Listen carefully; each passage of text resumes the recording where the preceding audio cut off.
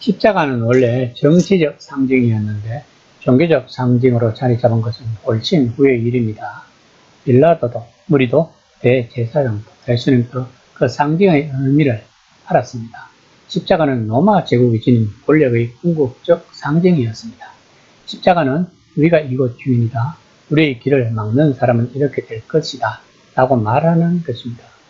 주후 6년경 갈릴리에서 로마 제국이 땅의 등기 문제로 인한 세금 때문에 유다가 반란을 일으켜서 갈릴리에서 수많은 유대인 반란자들이 십자가형에 처형당했습니다. 주 70년 1차 유대 전쟁 때에는 더 많은 유대인을 십자가형에 처했던 것입니다. 교양 있는 로마인들은 십자가형이나 십자가라는 단어를 아예 입에 담지도 않았다고 합니다. 왜냐하면 너무 잔인하고 참혹스럽고 혐오스럽기 때문입니다.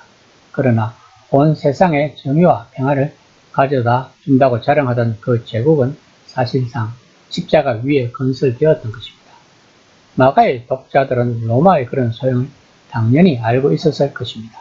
본문을 이해하려면 십자가형에 대한 그 당시 인식을 알아야 할 것입니다.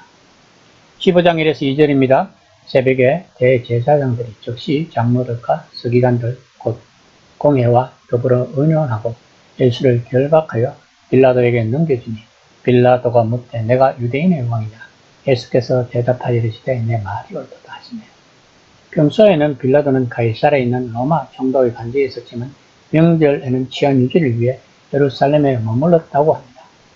빌라도의 관심은 재판에 있지 않고 반란이 일어나지 않고 무사히 유월절을 잘 넘기는 것이었고 그 와중에 늘 자신과 사소한 권력 게임을 벌이려는 대제사장들에게 자신의 권위를 확인시켜 줄 수만 있으면 되었던 것입니다.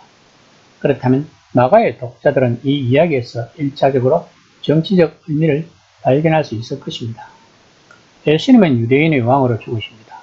빌라도의 입장에서는 문제를 일으키는 거짓 변제는 얼마든지 매로 다스릴 수 있었습니다. 신성 모독에 대한 소송도 쉽게 기각할 수 있었습니다. 그러나 왕을 자처하는 사람은 정치적 문제를 의미했던 것입니다. 그런데 빌라도가 예수님의 제자들까지 찾아서 체포할 생각이 없었다는 점은 예수님이 흔히 볼 수 있는 메시아 반란을 일으키는 것이 아니라는 사실을 그가 알았음을 보여주지만 그렇다 하더라도 예수님의 혐의는 무시할 수는 없었던 것입니다. 15장 4에서 5절입니다. 빌라도가 또 물어 이르되 아무 대답도 없느냐. 그들이 얼마나 많은 것을 너를 고발하는가 보라 하되 예수께서 다시 아무 말씀으로 대답하지 아니하시니 빌라도가 놀랍게 여기더라. 보통 법정은 한쪽에서는 피고인에게 죄를 엄청나게 뒤집어 씌우고 다른 쪽에서는 어떻게 해서든지 변명하고 반박해 죄에서 빠져나가려고 하는 것입니다.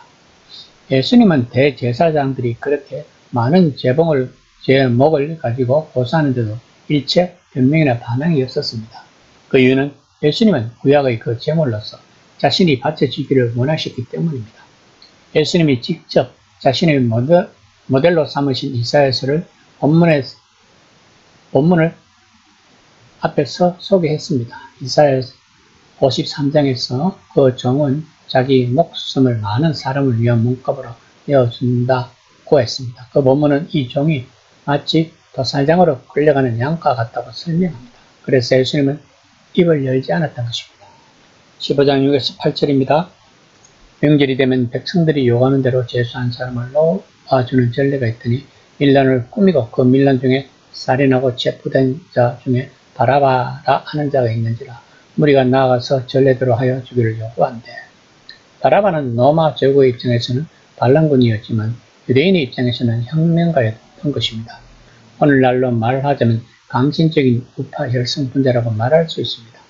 그는 로마의 수단으로 로마의 권력을 물리치는 것, 다시 말해 이기도의 폭력을 거룩한 폭력으로 되갚는 것을 하나님 나라라고 생각하고 이를 위해 죽음도 마다하지 않겠다는 결의를 한 자였던 것입니다. 이 같은 생각은 마가의 독자들이나 마가의 공동체에 속한 사람들도 그런 혁명운동을 한 번쯤은 생각해 보았을 것입니다. 그들은 이 본문을 읽으면서 스스로 바라바와 동일시하고 하나님 은혜 덕분에 내가 살았구나 하는 생각을 했을 것입니다. 15장 15절입니다.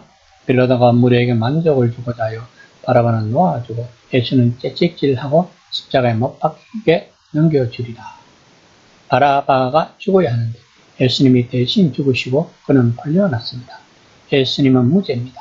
빌라도마저도 예수님이 아무 죄도 짓지 않았다는 사실을 알고 있었던 것입니다.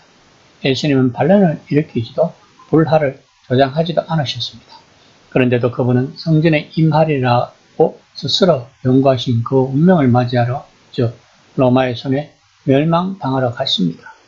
예수님은 치유와 용서의 하나님 나라를 임하게 하기 위해 자신이 직접 화목제물로 그 운명을 담당하러 가시는 것입니다. 그 당시 사람들은 바라바와 같은 생각을 했을 것입니다. 이것이 그 당시의 시대의 주류인 것입니다. 그러나 예수님은 그것이 아니라고 하신 것입니다.